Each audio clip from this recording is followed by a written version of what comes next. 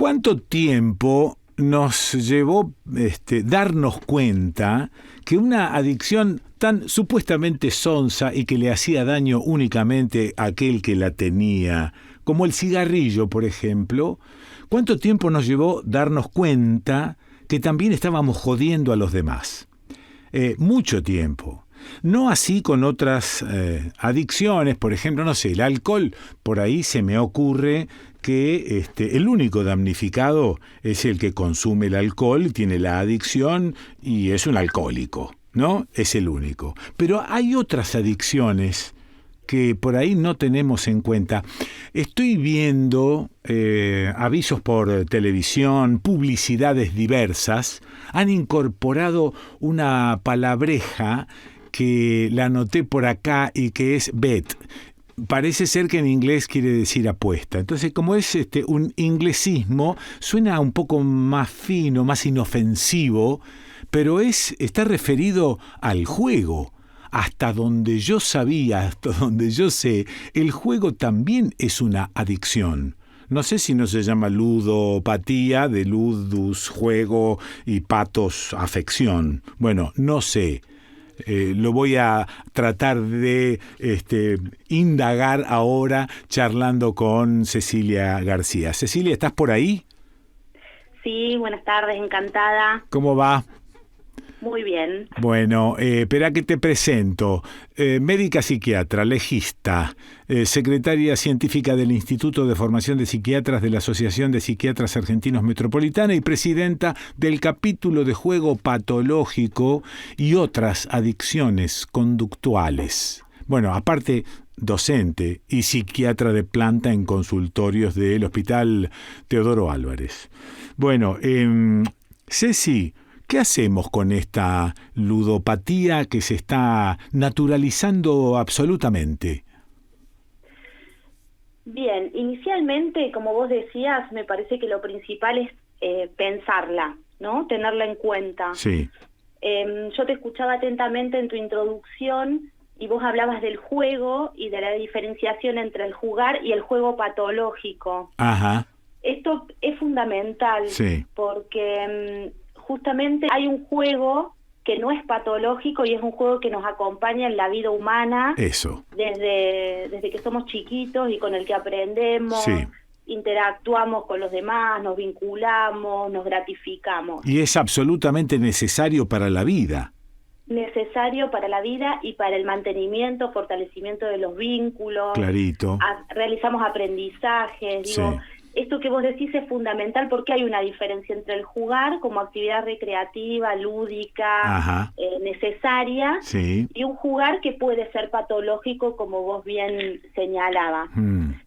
Ahora, el límite, ¿cómo lo trazás?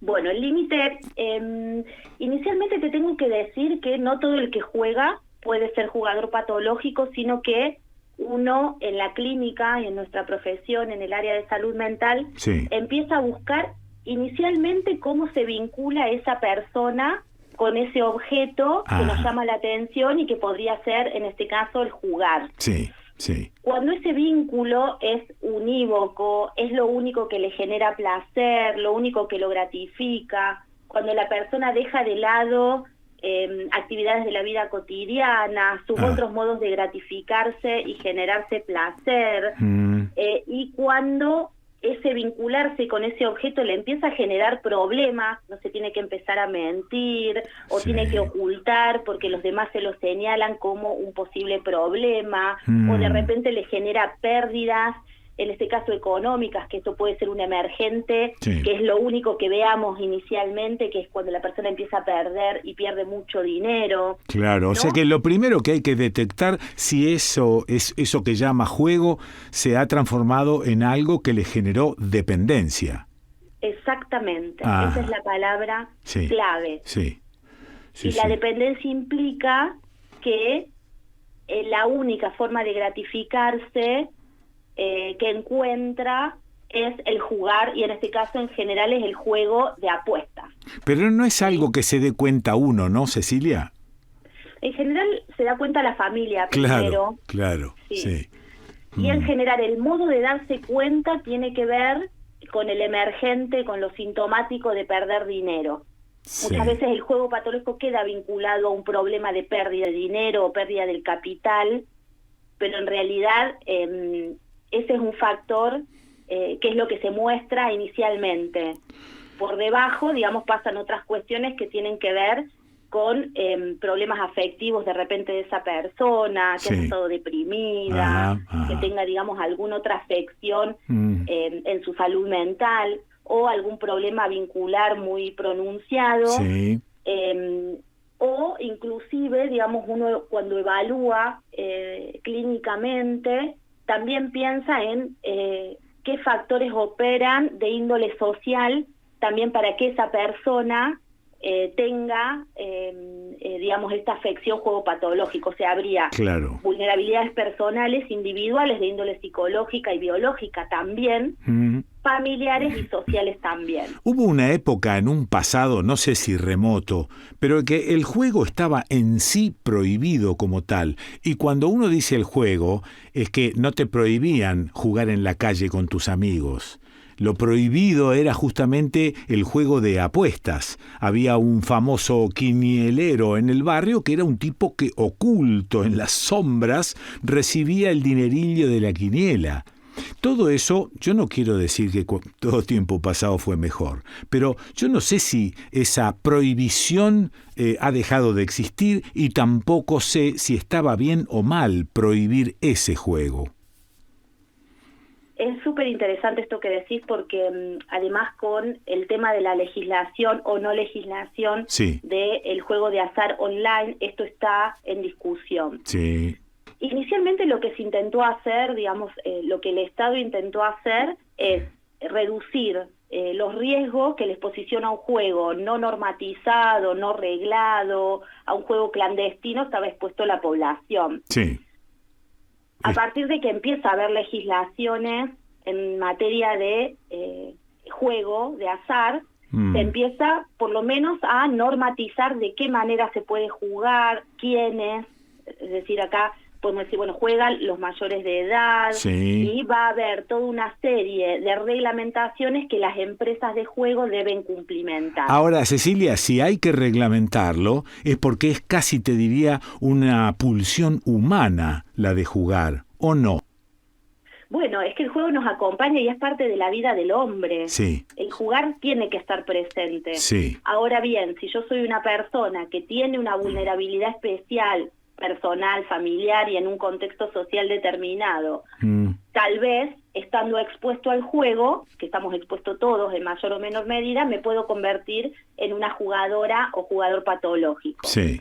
Sí. Entonces, a través de las reglamentaciones se pueden establecer algunas políticas públicas en materia de reglamentación del juego, Sí. y también a partir de acá podemos saber quiénes están jugando y en todo caso implementar algunas estrategias para prevenir, digamos, que esta persona se convierta en jugadora patológico, y además para tratarla en el caso de que se haya convertido en un jugador y necesite un tratamiento de salud mental. Ahora, qué fenómeno, ¿no? Qué fenómeno que existe el juego clandestino y sea un negocio gigantesco, pero también existe el juego reglamentado como negocio gigantesco. Es decir, el mismo Estado, de alguna manera, a través de, no sé, de los sorteos, de la lotería, del Quinisei, del loto, de lo que cuerno fuera, está de alguna manera empujando al juego y haciendo negocio con eso. Sí, pero en el caso del juego reglamentado, de las instituciones que están habilitadas para jugar, sí. Ellos tienen, digamos, como empresas, una responsabilidad social empresarial que se llama. Y dentro de esta responsabilidad social empresarial hay un área que todas las agencias de juego tienen que tener, sí. que se llama juego responsable. Gran parte o bastante dinero del que se recauda se lo tiene que destinar a esta otra área que consiste en, por ejemplo, capacitar a las personas que trabajan en estas empresas de juego sí. para poder aconsejar, para poder detectar cuando una persona puede tener, digamos, un problema de juego. Sí. Tienen que hacer publicidad para prevenir el juego patológico, o en todo caso para asesorar a las personas que puedan llegar a tener un problema de juego o a sus familiares, sí. y encaminarlas hacia dónde se tienen que dirigir. Claro, Digo, pero la sensación que tengo es que me estás describiendo esto en un país ideal. Nosotros estamos viviendo en un país, no sé si hundido ya, pero en el trayecto de hundirse. Entonces digo, ¿por qué va a ser distinto al resto de las trapisondas que se producen? Yo lo que veo es que conjuntamente con esa publicidad que me está tentando a meter guita en ese juego, hay un cartelito muy chiquitito que el juego es dañino, no sé qué cosa, pero así de chiquitito. Sí, puede ser. Esto es, digamos, a la complejidad de país que vos estás mencionando, hay que sumarle la complejidad de lo federal. Sí, No hay leyes nacionales en materia de reglamentación de juego, sino que hay una autonomía de las provincias y de la CABA para reglamentar esto. Claro. No, me quedé pensando en el desastre que se puede llegar a provocar en una familia cuando alguno de los integrantes se juega toda la guita de la familia y deja a todo el mundo colgado de la rama. Y esto es, bueno, es patológico, pero está haciendo un daño enorme a la familia. Sí, y a la persona misma. De hecho, son personas que cuando están muy acorraladas en lo económico, imagino que genera aparte una disfuncionalidad familiar, reproches, pérdidas de patrimonio súper importantes, genera mucha bronca, digo, y autorreproches inclusive para el jugador, y eso es parte del ciclo de la adicción también. Sí. Por lo cual inclusive tenemos hasta tasas más altas de suicidio en los jugadores patológicos cuando están en estas situaciones tan complicadas. Claro. Pero hay un montón de cosas que podemos hacer y un montón de estrategias que podemos implementar para ayudar a estas personas y a estas familias. Está bien, Cecilia, pero con el negocio no hay estrategia alguna. Es una forma de verlo, pero para uno que se dedica a la clínica y ve estas personas padeciendo y estas familias realmente tan complicadas y afectadas por la situación, uno siempre tiene esperanza, y uno, si bien el Estado no es perfecto para nada, pero tenemos algunas estrategias para implementar y hay un montón de cosas que hacer. Por ahí a mí lo que me interesa desde mi área asistencial es transmitir la esperanza de que un tratamiento y un estar mejor es posible. De hecho, con un buen tratamiento las personas se curan y pueden no volver a jugar y pueden volver a vincularse con la salud de otra manera. O sea que, y para esto necesitamos de todo. La adicción del juego se cura, porque yo tenía entendido que hay algunas adicciones que solo se controlan. Bueno, en realidad nosotros decimos que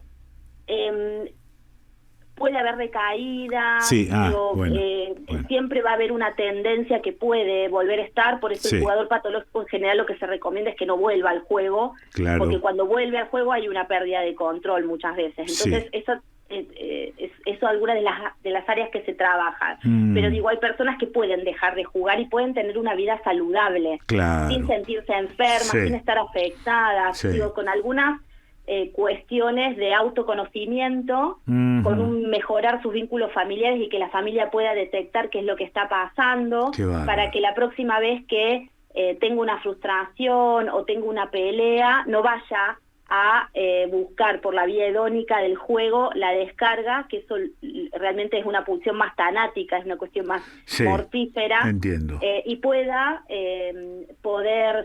salir adelante de esa situación de una manera más saludable. Eso es posible. Si bien hay un circuito cerebral que se arma en el jugador patológico, un modo de vivir saludable puede existir. Las adicciones en general tienen una génesis común en el ser humano. Bueno, ahora sabemos que sí. Antes, de hecho, hasta antes del 2013, cuando se hablaba de adicciones, se hablaba de adicciones a sustancias, tabaco, alcohol y otras sustancias psicoactivas. Ahora sabemos que inclusive los circuitos que se arman en el cerebro, que son disfuncionantes, son similares tanto para las adicciones a sustancia como para la conductual. Uno piensa en la adicción como enfermedad y en todo caso lo que va cambiando son los objetos de consumo. ¿Puede ser que la compra. puede ser que la violencia sea una adicción también? No está descrita la violencia como una adicción en sí. Sí. Sí, por ejemplo, la vigorexia, que es hacer mucha actividad física, Mira. el sexo patológico, Sí. igual no están caracterizados como enfermedad, pero uno clínicamente hay algunas cuestiones que Muy ve, bien. la compra compulsiva. El circuito de la violencia es un circuito súper complejo y en realidad no hay una, digamos, no es un emergente de una sola situación clínica. Ajá. Tiene que ver con descompensaciones de patologías de base, Claro. o con algunas caracteropatías, o con un aumento de la impulsividad, y en eso por ahí uno lo puede pensar como parecido a algo de lo que se Claro. arma, pero en realidad no es tan similar. ¿En qué lío te metiste, Cecilia, al estudiar psiquiatría, no? Porque el cerebro es absolutamente insondable, por lo menos en lo que respecta a lo que se conoce del cerebro. Sí, conocemos poco, pero bueno, uno puede acompañar a personas que están padeciendo mucho. Sí. Y en todo caso, cuando uno va observando que las personas mejoran, que tienen una vida mejor, Sí. eso es muy gratificante, más allá Qué del bueno. nivel de dificultad o del nivel Sí. de tensión que uno muchas veces vive. Está muy bien. Y respecto de las teorías del cerebro, bueno, cada vez sabemos un poquito más del cerebro, Ajá. de cómo se arman los circuitos, y tenemos más abordajes terapéuticos posibles, Qué no bárbaro. solamente medicamentosos, que los hay, Sí. sino también abordajes familiares, abordajes psicoterapéuticos Eso. individuales, o algunas otras formas que tienen que ver con la vulnerabilidad más social, como por ejemplo lograr la autoexclusión de esa persona para que no pueda, digamos, la próxima vez que sienta esa compulsión de ir a jugar, para que del casino, de la casa de juego, le digan, bueno, no, usted no entre. Ajá. Por eso digo, el tema de la responsabilidad empresarial para nosotros es importante, Sí. y es parte del tratamiento también. Uno utiliza también esos recursos, porque utilizamos todos los recursos que tenemos, Claro, básicamente. claro. Sí. Cecilia García, gracias por este ratito, gracias por esto aprendido, y también gracias por compartir algunas dudas que tenemos, ¿no? Y esto de dudar pone las cuestiones en el tapete delante nuestro, aunque sea para mirarlas. Y esta es una. Tal cual. Bueno, muchas gracias. No, gracias a vos. Muy amable, y bueno, la verdad un placer. Ha sido un placer conversar con vos. Gracias, Cecilia. Beso grande. Un beso grande. Chau, chau. Bueno, la escuchaste. Sí, Cecilia García. Sí. Qué tema, ¿eh? Ludopatía, etcétera. ¿Y dónde la escuchaste? ¿Y dónde vas a escuchar? Acá, en el Desconcierto.